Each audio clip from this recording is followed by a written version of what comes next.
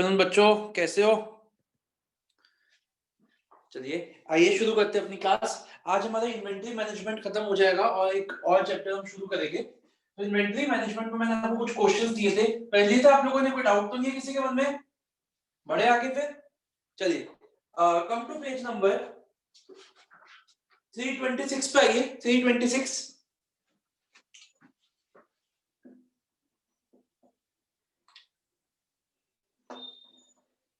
Illustration number 16.6 पे आइए।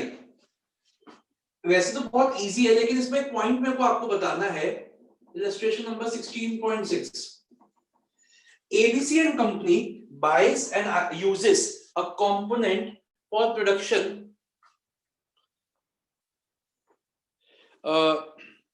at rupees 10 per unit. The annual requirement is 2000. Carrying cost is 10% per annum. तो हमारा A कितना हो गया? 2000. Carrying cost कितना हो गया? 10 रुपीस का 10%,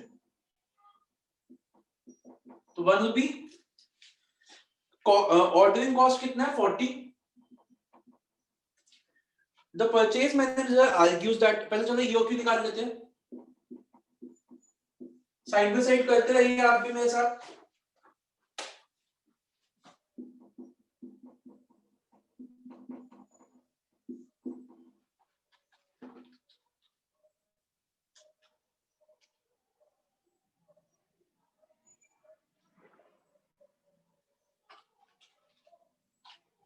$400 आ गए EOQ,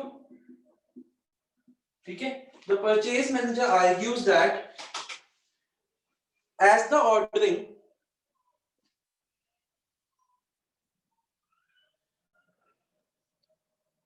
हर्षिता इस क्वेश्चन,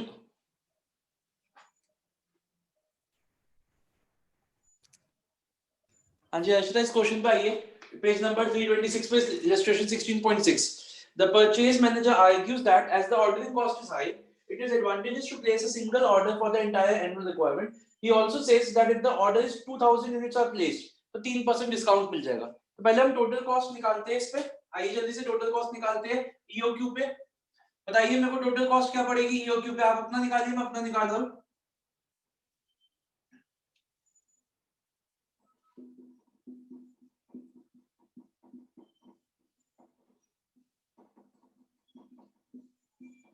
जल्दी से निकालिए।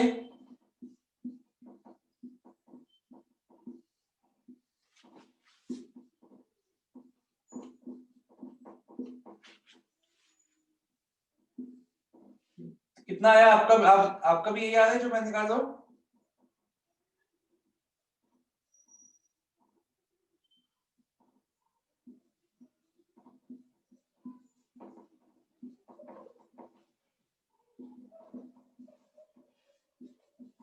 ठीक है जी, 20,400। अब वो कह रहे हैं कि अगर 2000 यूनिट्स का if order is placed of 2000 units, तो हमें कितना डिस्काउंट मिल जाएगा? 3% का डिस्काउंट मिल जाएगा।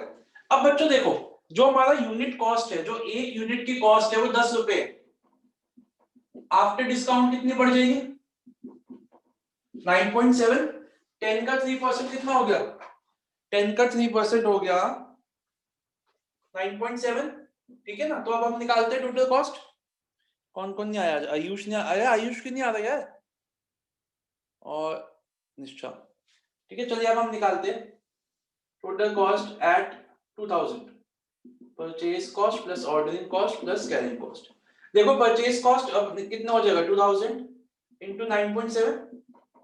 कैरिंग कॉस्ट कितना हो जाएगा? 2000 divide by, sorry ordering cost 2000 into 40।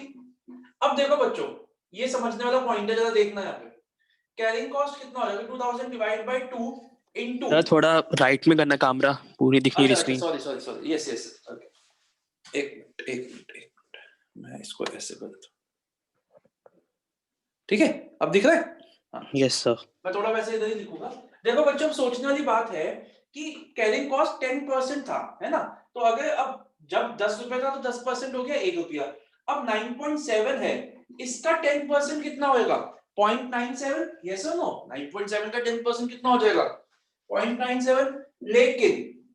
लेकिन या तो आप 0.97 से करो, आपका आंसर उनसे थोड़ा सा डिफर करेगा क्योंकि उन्होंने 1 रुपए से ही कर रखा है, तो हम इसको 0.97 से ही करेंगे क्योंकि सही तो यही है ना, हमारे को 10% दे रखी है, तो 10% कितने का होगा, जो हमारी यूनिट कॉस्ट होती है, यूनिट कॉस्ट 10 रुपए था तो हमने 10% उसका ले लिया, अब 9.7 हो गया तो हम 9.7 का लेंगे। तो ये पॉइंट आपका थोड़ा सा आंसर बुक से डिफर करेगा, लेकिन हमारा ही गलत सही है, बुक का गलत है। या फिर आप एक नोट भी लिख सकते हो कि हमने उसको कैरिंग कॉस्ट को चेंज नहीं किया विद द डिस्काउंट, लेकिन आपको लिखने की जरूरत नहीं, आप ऐसे ही करो।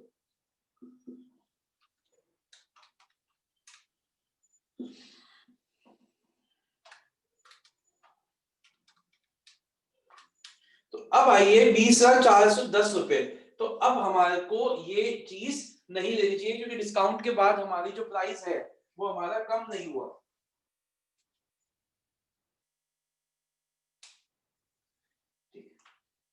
देखिए बच्चों, समझ में आया आपको कि नहीं आया?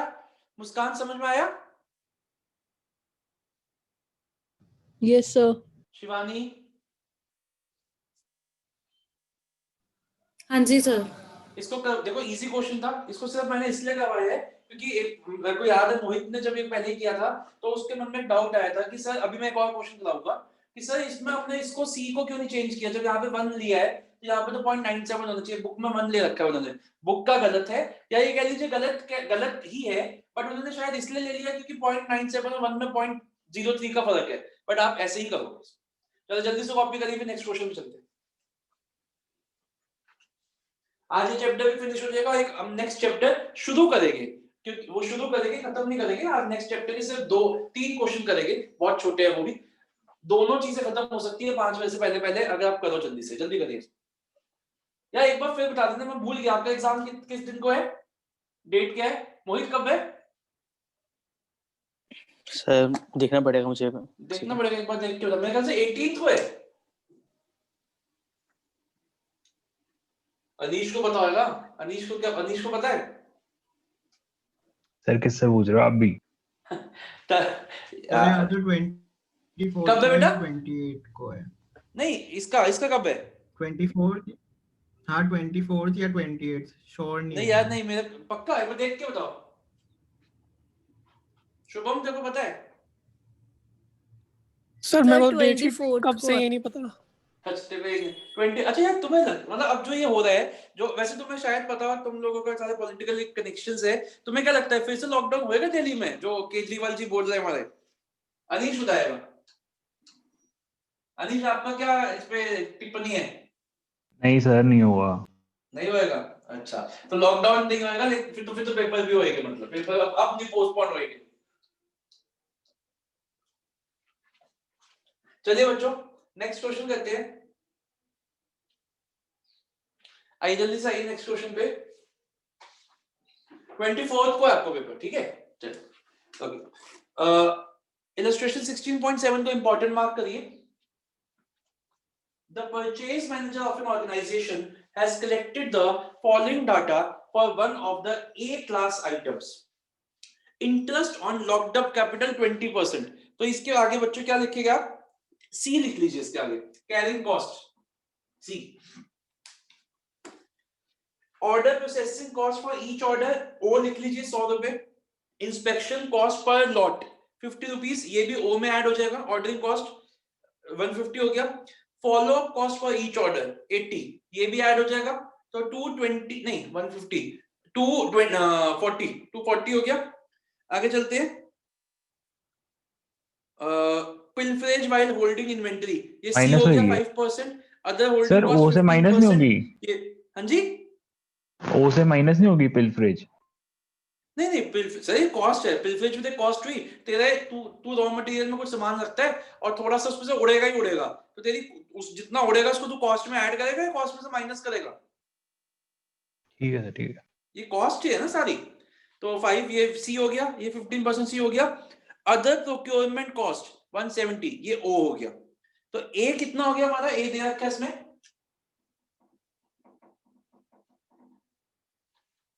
1000, कॉस्ट पर आइटम दे रखा है ₹10, ओ दे रखा है हमारे को सारा मिला के 100 प्लस 50 प्लस 80 प्लस 170, तो ओ मिला के हो गया 400 और सी हो गया हमारा परसेंटेज 20 प्लस 5 25 प्लस 15 40% हो गया हमारा सी। तो 40% 10 रुपए का कितना हो गया? 4 रुपए। अर्षिता समझ आ रहा है? हाँ जी अर्षिता, Yes, sir. वो कह रहे हैं कि डिस्काउंट हम Yes, देंगे। sir. आ रहा है। ठीक है, डिस्काउंट वो देंगे अगर 500 रुपए 500 क्वांटिटी का दोगे ऑर्डर, तो डिस्काउंट देंगे 10% का। वो बाद में देखते हैं, पहले अपना ईओक्यू निकालते हैं नॉर्मल इस डाटा के साथ। 2 इंटू 1000 इंटू 400 अपॉन 4 का अंडर रूट।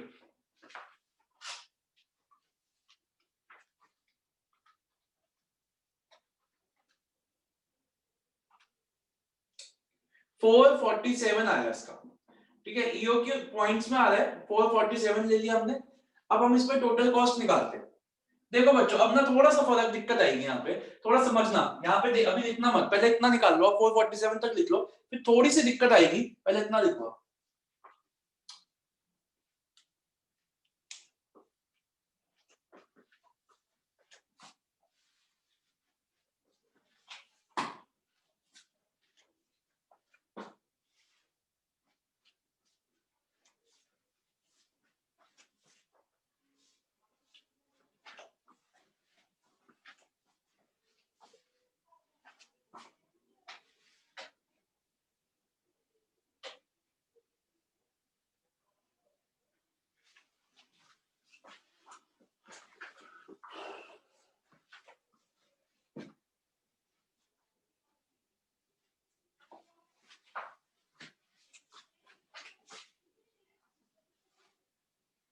ठीक है बच्चों, अब देखो टोटल कॉस्ट निकालते हैं। तो हमारे पास है ए 1000 इनटू यूनिट कॉस्ट। अभी चलो पहले मैं फॉर्मूला लिख देता हूं, plus A upon EOQ into ordering cost plus EOQ by 2 into carrying cost. यही होता है फॉर्मूला। तो अब ए लिखते हैं 1000 इनटू 10 रुपीस, क्योंकि हमारा 500 से कम का ऑर्डर है इसलिए डिस्काउंट नहीं मिलेगा, प्लस ए कितना है 1000 डिवाइड बाय ईओक्यू। देखो बच्चों, यहां पे फर्क दिक्कत आएगी। ए हमारा है 1000, डिवाइड किया अगर हमने ईओक्यू से 447, तो आया 2.23। अब ये तो ऑर्डर हो ही नहीं सकता ना, 2.23 का ऑर्डर नहीं हो सकता, तो मिनिमम ऑर्डर कितने का आएगा हमारा? 3 का आएगा। तो यहाँ पे जो हमारी दिक्कत आएगी ना, ये चीज थोड़ी सी इंपॉर्टेंट मार्क करिए, ये इंपॉर्टेंट मार्क करिए। यहाँ पे हम 3 ऑर्डर्स लेंगे, यहाँ पे हम 3 ऑर्डर्स लेंगे इनटू 400 प्लस 447 बाय 2 इंटू 4। अब एक और दिक्कत आई। अच्छा पहले इससे निकालते हैं, फिर बताता हूँ एक और हम क्या इसमें गलती कर रहे हैं।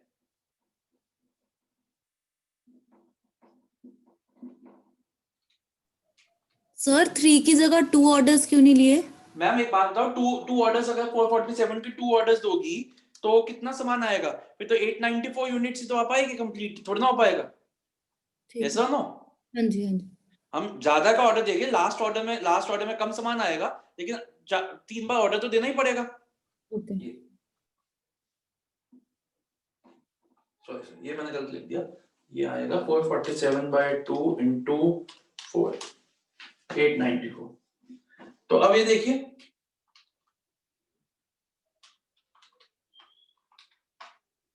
ये आ गया 12,094 रुपीज। ये यहां तक समझ आया? पहले इसको कॉपी करो, फिर मैं एक और चीज बताता हूँ इसमें क्या है नया पॉइंट।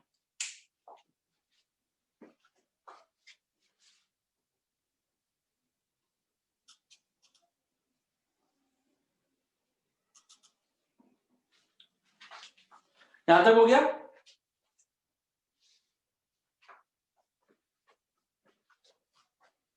अब ये देखो बच्चों, अगर हम 3 का ऑर्डर दे ही रहे हैं, अगर मैं 3 यूनिट 3 बार ऑर्डर दे ही रहा हूं। बड़ा अच्छा शिवानी का क्वेश्चन था, शिवानी ने उल्टा पूछा, मैं उसको थोड़ा सा सीधा बताता हूँ।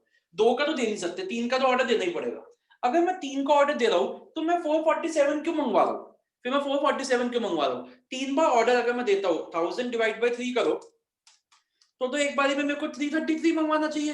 बट 333 मंगवा देता हूँ, तो उससे सर अब आप बोलोगे सर इससे फर्क क्या पड़ेगा, इतनी बड़ी चौड़ी बात क्या हो गई, ये भी सेम रहेगा ये भी सेम रहेगा, बिल्कुल, लेकिन हमारी कैरिंग कॉस्ट तो कम हो जाएगी। जहां अभी मेरा एक बारी में 447 का ऑर्डर आ रहा है, तो मेरी कैरिंग कॉस्ट भी 447 के हिसाब से लग रही है। लास्ट ऑर्डर मेरा खाली आ रहा है, दो तो जैसे ऐसे होता है ना, 3 गाड़ी जानी है कहीं, 2 गाड़ी में सामान नहीं जाएगा, 3 जाएगी, 2 में तो तुमने ठूस ठूस के सामान भर दिया, 1 खाली जा रही है, तो इससे बेटर है ना कि तीनों में ही डिवाइड कर दो, कम कम जाएगा।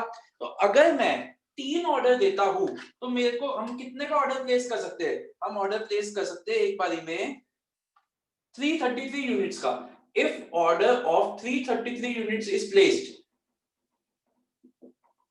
तो देखो मेरा क्या फर्क आएगा, ये सेम रहेगा, टोटल कॉस्ट सेम रहेगी मेरी, सॉरी परचेज कॉस्ट 1000 into 10 ही रहेगी, ऑर्डरिंग कॉस्ट भी सेम रहेगी 3 ऑर्डर्स, फर्क आएगा यहाँ पे 333/2 into 4, तो ये मेरी 666 होगी जो 894 हो रही थी।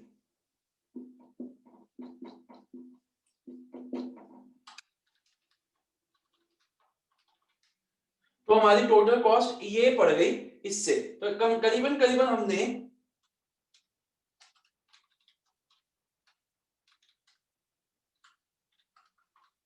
करीबन हमने 228 रुपए सेव कर लिए। ये बात सबको समझ में आई मुस्कान, ये बात समझ में आई, ये वाली चीज जो हमने की है? Yes, sir. शुभम आपको? हाँ जी सर। ठीक है, अनीश आपको? Yes sir. चलिए इसको कॉपी करिए। फिर वो कह रहा है कि अगर हम 500 का ऑर्डर देते हैं तो हमारे को 10% का डिस्काउंट मिलेगा, तो अभी वो भी करते हैं। पहले तो ये तो हमारा ईओक्यू ही चल रहा है एक तरीके से ना, जल्दी से कॉपी करो, फिर 500 का ऑर्डर वाली भी बात करता हूँ। ये हटा रहा हूं मैं यहां से,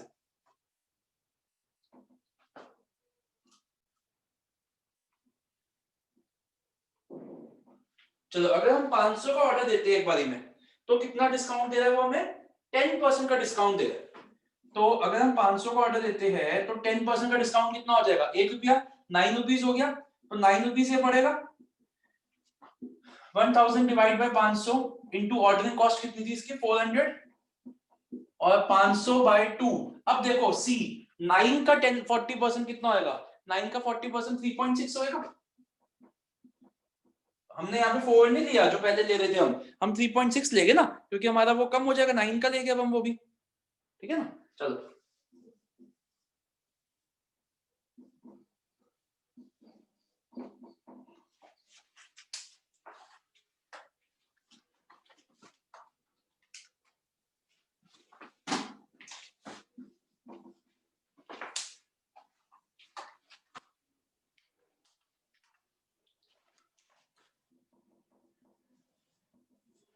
देखो 500 का ऑर्डर जब हम देते हैं तो हमारा जो टोटल कॉस्ट पड़ती है वो 10,700 रुपए पड़ती है, जो दोनों से ही कम है, इसलिए हमें ये डिस्काउंट एक्सेप्ट कर लेना चाहिए। चलिए जल्दी से कॉपी करिए इसको, कोई डाउट है तो प्लीज पूछ लीजिए।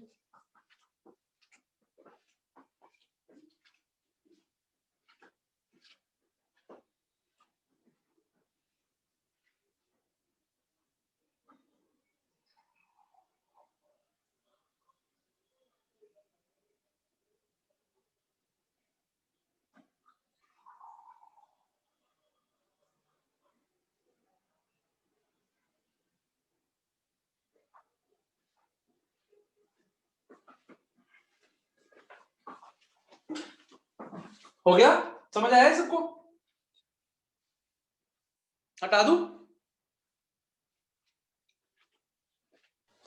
सर जैसे हमने हमें ईओक्यू में 447 पॉइंट समथिंग आ रहा था, हाँ जी। तो हमें वो तभी करना है जब हमारा ईओक्यू पॉइंट्स में आएगा ना, हमें तब 2 दिखाने पड़ेंगे। नहीं, ईओक्यू चाहे पॉइंट्स में आ जाए, नंबर ऑफ ऑर्डर से करना है। मान लो अगर आपका ए रिक्वायरमेंट ए भी ऐसा कुछ होता कि पॉइंट वाइज ऑफसेट हो जाता, मतलब अगर ये होल नंबर आ रहा होता तब करने की जरूरत नहीं है ना। वही बात होगी सर, पॉइंट में आ रहा है तो करनी पड़ेगा। हाँ, अगर पॉइंट देखो ईओक्यू पॉइंट पर आएगा तो हर बार ये भी पॉइंट में आए ऐसा जरूरी नहीं है ना। नंबर ऑफ ऑर्डर्स भी पॉइंट पे आए। ओके, जब नंबर ऑफ ऑर्डर्स आपका होल नंबर नहीं आएगा तब आपको ये कैलकुलेशन करनी पड़ेगी। ठीक है सर।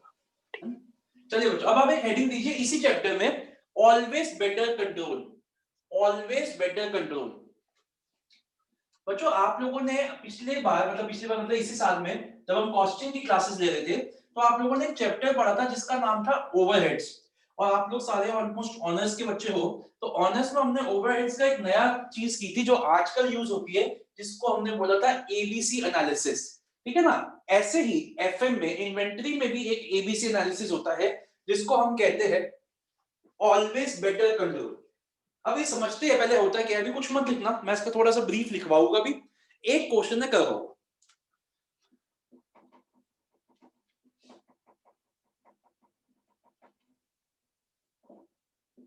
देखो बच्चों, हम सबके लाइफ में, मतलब ये हमारे बिजनेस में भी ये चीज एप्लीकेबल है और हम लोगों की पर्सनल लाइफ में भी एप्लीकेबल है। जैसे मान लो कि मैं पर्सनल लाइफ की बात करूं, अगर हमारे घर पे मम्मी पापा के पास ज्वेलरी होती है, तो ज्वेलरी के ना, ज्वेलरी में भी क्लासेस हैं। जैसे सबसे महंगी ज्वेलरी क्या हो गई, डायमंड है, वो सबसे महंगा है, ठीक है। उसके बाद आती है गोल्ड, डायमंड के बाद आता है गोल्ड, वो उससे थोड़ा सा हल्का है लेकिन डायमंड जितना मतलब नहीं है। फिर आती है सिल्वर। मैं 3 चीजें ज्वेलरी में लेके चलता हूँ जो लोग रखते हैं अपने पास, और भी होती है जितनी मेरे को नॉलेज है। एक होती है डायमंड ज्वेलरी, फिर आती है गोल्ड ज्वेलरी, और फिर आती है सिल्वर ज्वेलरी। तो अगर किसी के पास होती है, घर पे ज्वेलरी रखता है कोई बंदा, तो उसके पास क्या होएगा, अगर मैं उसकी टोटल ज्वेलरी की कलेक्शन की बात करूं, उसके पास जो ज्वेलरी होएगी, जितना उसने पैसा लगा रखा है ज्वेलरी में, जो उसने खरीदने में, शॉपिंग में लगा रखा है, उसमें क्या होएगा, जो डायमंड की जो कॉन्स्टिट्यूएंट होएगा वो सबसे ज्यादा होएगा। जैसे मान लो उसकी टोटल कॉस्ट XYZ है जो उसने परचेज में की, तो जितना उसका हम देखेंगे, जितना डायमंड का कॉन्स्टिट्यूएंट होएगा वो सबसे ज्यादा होएगा, लेकिन डायमंड देखने में सबसे कम होएगा। नंबर ऑफ आइटम्स कम होएंगे, नंबर ऑफ आइटम्स कम होएंगे, लेकिन उसका जो वैल्यू है वो सबसे ज्यादा होएगी। फिर आ जाओ गोल्ड में। गोल्ड में जो वैल्यू है इससे थोड़ी सी कम होएगी, इससे थोड़ी सी कम होएगी, लेकिन नंबर ऑफ आइटम्स इससे थोड़े से ज्यादा होंगे, ठीक है ना, ये बढ़ जाएगी, आइटम्स बढ़ जाएगी, वैल्यू कम हो जाएगी। और फिर आ जाओ सिल्वर में, बहुत ज्यादा आइटम्स होएगी, आइटम्स बहुत ज्यादा होएंगे, ठीक है ना, लेकिन वैल्यू उसकी और कम हो जाएगी। आई गेटिंग माय पॉइंट और नॉट? और ऐसे ही होता है। तो जब हम इस पे सेफ्टी की बात करें, सबसे ज्यादा संभाल के रखते हैं हम डायमंड ज्वेलरी को, फिर रखते हैं गोल्ड को, और फिर जब लॉकर भर जाता है तो सिल्वर को तो चले बाहर ही रख दे, कोई बात नहीं। क्या ऐसे ही होता है कि नहीं होता? तो कहने का मतलब क्या है, ऐसे ही हमारे रॉ मटेरियल्स में भी होता है। रॉ मटेरियल में भी हमें क्या, और रॉ मटेरियल क्या, मैं तो आपको अपनी पढ़ाई में भी बोलता हूँ कि आप इस एबीसी एनालिसिस करो। जब मैं स्टूडेंट था और जब मैं पढ़ता था, मैंने हमेशा एबीसी एनालिसिस किया। आपके 12 चैप्टर है, 12 चैप्टर की वो औकात नहीं है सबकी कि 12 को उतना ही टाइम दिया जाए। आपको क्या करना चाहिए, ABC analysis. Chapter category A में 2 चैप्टर आते हैं, लेकिन ये सबसे मुश्किल है, सबसे ज्यादा मेरा टाइम लेके। जैसे आपके हो गए कैपिटल बजटिंग, फिर आ गया कैटेगरी बी, इसमें आ गया आपकी लीवरेज, ये वाला जो कैटेगरी है ना हमारी सेकंड वाले चैप्टर, वो आ गए, जो आपको लगता है कि इसकी वैल्यूएशन है, अच्छी वैल्यूएशन है, लेकिन कंसिडरेबली उससे कम टाइम लेंगे। और फिर आगे बिल्कुल ही बेकार चैप्टर जो हमने एक दिन में खत्म किए, जैसे वैल्यू वो कौन सा कहता है, ऑपरेटिंग साइकिल एक्सेट्रा, जो तो आपको आपको मतलब आता ही है, वो सब आगे चैप्टर सी में आप खुद नोटिस करोगे। तो कैटेगरी सी में, कैटेगरी ए में 2 या 3 चैप्टर ही होंगे, कैटेगरी बी में 2 या 3 से 1-2 बढ़ जाएंगे, और कैटेगरी सी में बचे कुछ सारे चैप्टर। तो कहने का मतलब क्या है कि बेसिकली ऑलवेज बेटर कंट्रोल का मतलब क्या है कि इट्स नॉट एडवाइजेबल कि आपके पास 10 चीजें हैं तो 10 चीजों के ऊपर सबके ऊपर सेफ्टी उतनी लगाओ, इक्वल लगाओ। हमें क्या करना चाहिए, सबसे ज्यादा सेफ्टी लगानी चाहिए ए पे, फिर आनी चाहिए बी पे, फिर आना चाहिए सी में। मैं इसको अभी रिलेट करता हूँ कोविड से। अब बातें हो रही है कि कोविड की वैक्सीन आ जाएगी, आने वाली है, तो उन्होंने क्या बोला है, फेजेस में आएगी। ये नहीं है कि सबको पहले ही दे देंगे, एक ही साथ सबको वैक्सीनेट कर देंगे, नहीं। सबसे पहले उन लोगों को वैक्सीनेट करेंगे जो सबसे ज्यादा हाई रिस्क पे है, फिर उससे नीचे, फिर उसके नीचे। तो ऑलवेज बेटर कंट्रोल कहता है कि सबसे ज्यादा सेफ्टी हमें उन आइटम्स पे लगानी होती है, रखनी होती है जो कि सबसे ज्यादा वैल्यूएबल है लेकिन नंबर में कम है। फिर आते हैं उससे कम वैल्यूएशन की, फिर आती है उससे कम। अब क्वेश्चन उठता है कि सर हम कैसे डिटरमाइन करेंगे कि कौन सी चीज कितनी कैटेगरी ए में आती है, बी में आती है, सी में आती है। तो देखो, मैं आपको पर्सनल लाइफ के बारे में तो मैं नहीं कह सकता, वो तो आपका पर्सनल डिसीजन होगा कि किस चीज को कितनी वैल्यूएशन देनी है। लेकिन यहाँ पे रॉ मटेरियल के केस में मैं आपको बता सकता हूँ कि हम किस तरीके से कैटेगराइज कर सकते हैं कि ए में कितना जाएगा, बी में कितना जाएगा, सी में कितना जाएगा। तो पहले क्या करते हैं, इसको क्वेश्चन से ही करेंगे। इसके ना 3-4 लाइनें मैं आपको थ्योरी लिखवा रहा हूँ, और ये थ्योरी के लिए इंपॉर्टेंट भी बहुत है। तो मैं सारा नहीं लिखवा रहा, आप सारा तो बुक से ही पढ़ोगे। मैं आपको 3-4 लाइनें थ्योरी की लिखवा रहा हूँ। तो आपने जहां पे ऑलवेज बेटर कंट्रोल लिखा है वहां पे लिखना शुरू करिए।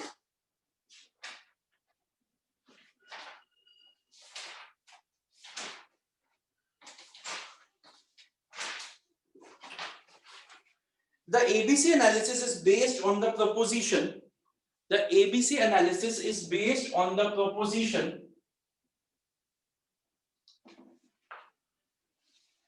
that A point managerial time and efforts are A point managerial time and efforts are scarce and limited. Managerial time and efforts are scarce and limited.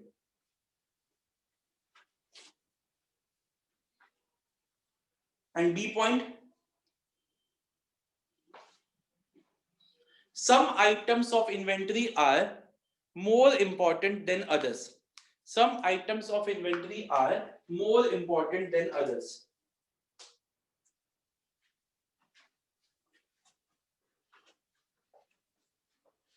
Next line से लिखिए.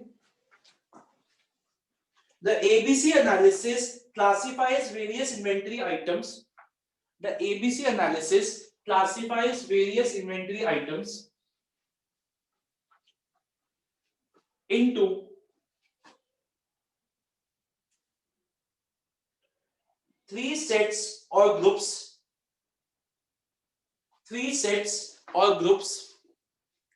of priority, three sets or groups of priority,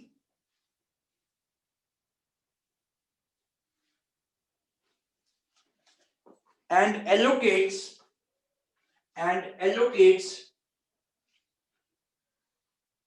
managerial efforts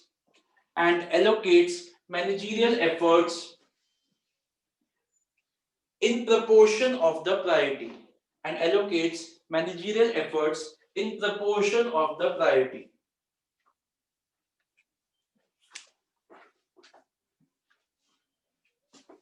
Full stop. The most important items are classified as class A. The most important items are classified as class A.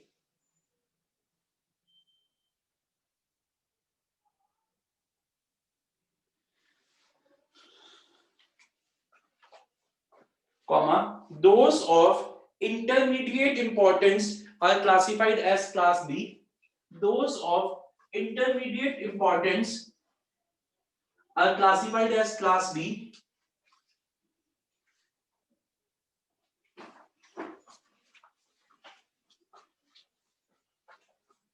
And the remaining items are classified as class C items.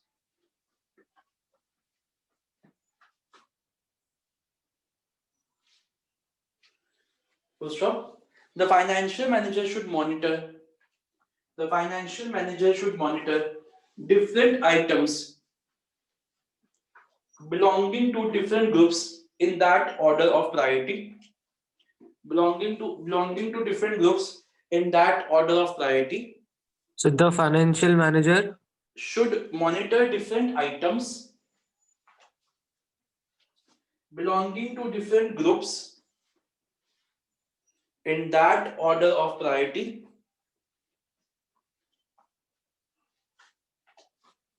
Full stop. Sir, धीरे. हाँ क्या कह रहे हैं? धीरे. Okay, हो गया. Last line है. Utmost attention is required for class A items.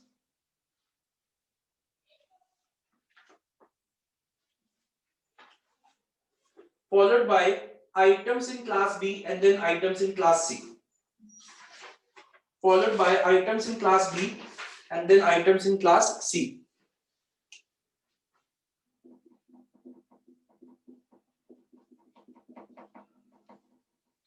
आ जाओ बच्चों, इस चैप्टर का लास्ट क्वेश्चन 327 पेज पे आइए, इलस्ट्रेशन नंबर 16.9.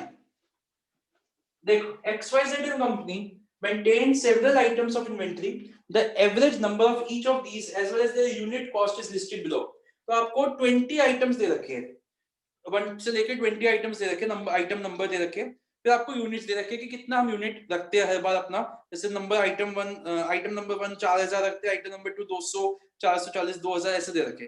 फिर दे रखा है कि एवरेज कॉस्ट क्या है पर आइटम की 1.96. अब बच्चों आपको क्या करना है, सबसे पहले आप यहाँ देखिएगा, आप एक टेबल बनाएंगे, पूरा पेज का चाहिए मेरे को, पूरा पेज का आप एक टेबल बनाएंगे जिसमें आपको पहला कॉलम आपका आएगा आइटम नंबर, यहाँ देखिएगा, दूसरा आएगा आपका यूनिट्स, तीसरा आएगा एवरेज कॉस्ट, चौथा आएगा टोटल कॉस्ट.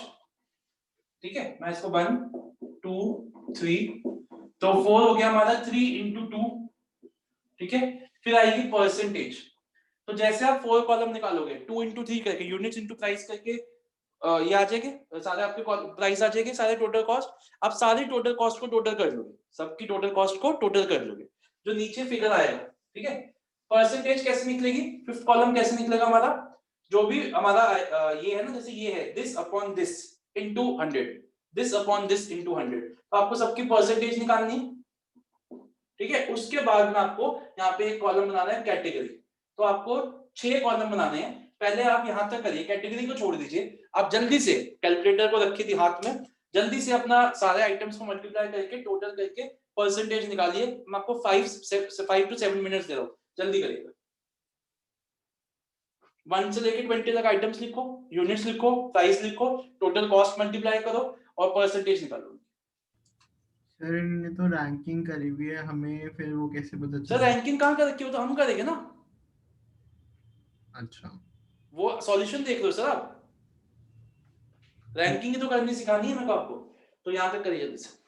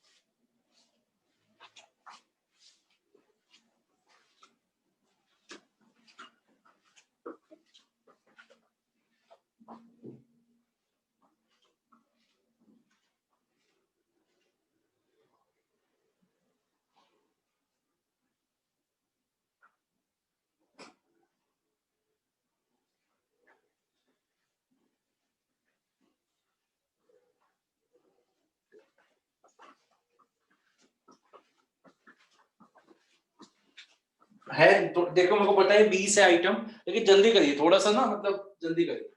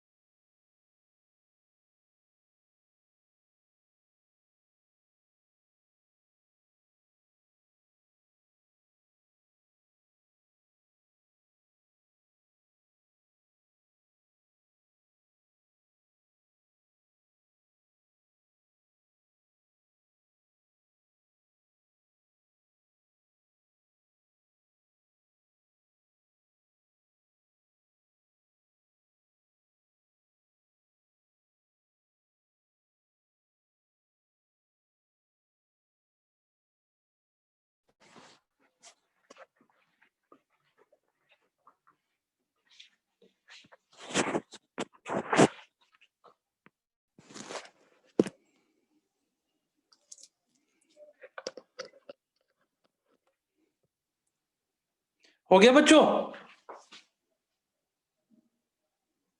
करें अब देखिए बच्चों, जब आपने सारे निकाल लिए परसेंटेजेस, अब आप क्या करिए, डिसेंडिंग ऑर्डर में सबसे पहले जो सबसे हाईएस्ट परसेंटेज आई उसके आगे लिख दीजिए ए कैटेगरी। जो भी सबसे हाईएस्ट परसेंटेज आई उसके आगे लिख दीजिए ए कैटेगरी। उसके बाद उसके नीचे वाले के आगे भी ए लिख दीजिए। ऐसे आप ए में ए कैटेगरी उन 3-4 आइटम्स के आगे लिखिए जिनका टोटल मिला के, परसेंटेज का टोटल मिला के 60 to 70 के बीच में लाए करे। कोई हार्ड एंड फास्ट रूल नहीं है कि कितना होना चाहिए, 65, 66, 67 कुछ भी हो सकता है, 70 से ज्यादा ना हो और 60 से कम ना हो, 60 से 70 के बीच में लाए करे। ऐसे 3-4 आइटम्स को ऐड करिए। फिर आप क्या करिए, जब आपका ए कैटेगरी हो जाए फिर आप बी कैटेगरी लिखना शुरू करिए। बी में आपका आना चाहिए 25 तक, 25 तक आना चाहिए, उससे ज्यादा नहीं आना चाहिए। फिर बच्चे पूछे सारे आइटम्स आप किस में डाल दीजिए, बी में 20 तक रखिए, सी कैटेगरी में डाल दीजिए।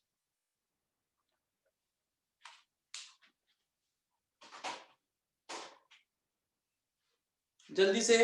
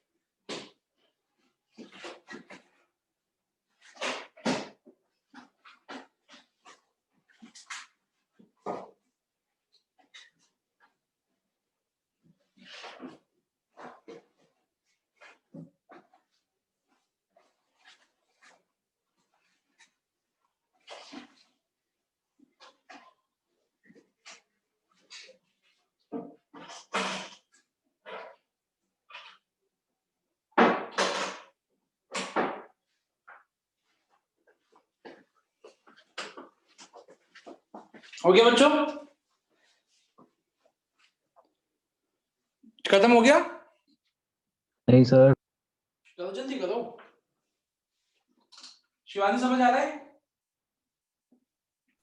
हाँ जी सर। रैंकिंग कितनी कर ली? मुस्कान कितनी की रैंकिंग? अभी नहीं हुआ सर। जल्दी करो।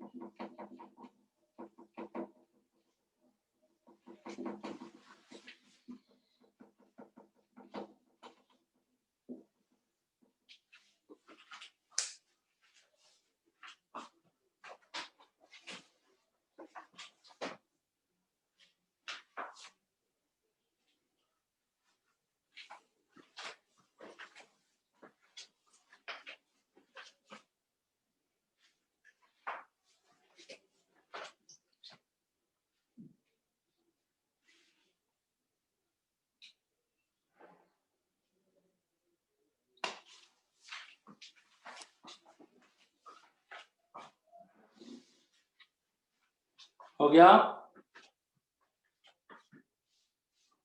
ऋत्विक हो गया आपका? नहीं सर, अभी इसमें टाइम लग रहा है। जल्दी करो।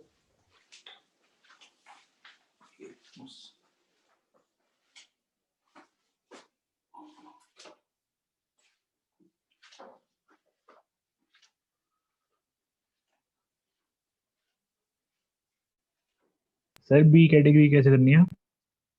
हाँ जी, क्या कह रहे हो? बी की कैसे करनी है?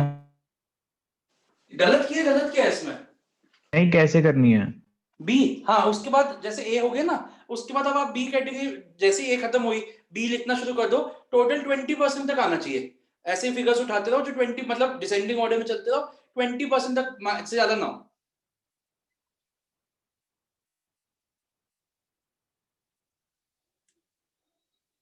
और बचे हुए सारे सी में।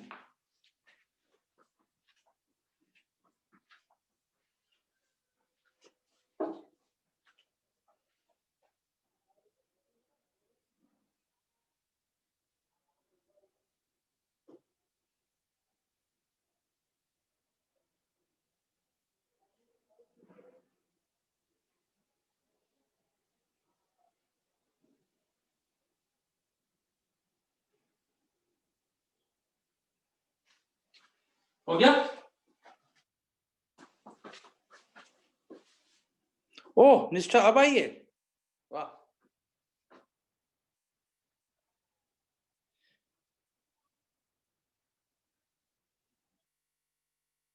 निष्ठा अभी भी क्यों आई हो आप? बात अब छोड़ ही देती है, अब क्यों आई आज? क्या? आज अभी भी क्यों आई हो आप? छोड़ ही देती क्लास आज। सर मेरी फैमिली में डेथ हुई है ना, तो प्रेयर मीटिंग थी मेरी इमीडिएट फैमिली में। किसकी डेथ हो गई? बड़ी माँ। ओह, ड्यू टू कोरोना। ओह अच्छा, चलो सॉरी टू हियर दैट। तो आप मतलब, चलो कोई नहीं। अच्छा, तो वैसे अब वो चैप्टर तो हमारा फिनिश हो गया। अब हम एक नया चैप्टर शुरू कर रहे हैं। देखो टाइमली आ गई आप, 10 मिनट की और क्लास बची है, वो अटेंड कर लो सब आप। हो गया सबका? इन्वेंटरी हो गया? सर इन्वेंटरी में बस वो यूक्यू वगैरह वाला है ना? हाँ, 3 क्वेश्चन किए थे, तीनों अच्छे क्वेश्चंस किए थे। शाम तक रिकॉर्डिंग शेयर कर दूंगा। उसमें एक नया टॉपिक किया था, एबीसी।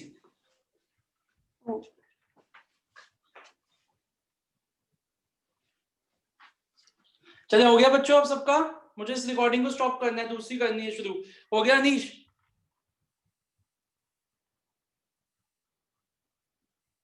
हाँ जी अनीश। मोहित तेरा हो गया? Yes sir. चलो अब मैं इसको बंद कर रहा हूँ, नया चैप्टर शुरू करेंगे। 10 मिनट्स मोर।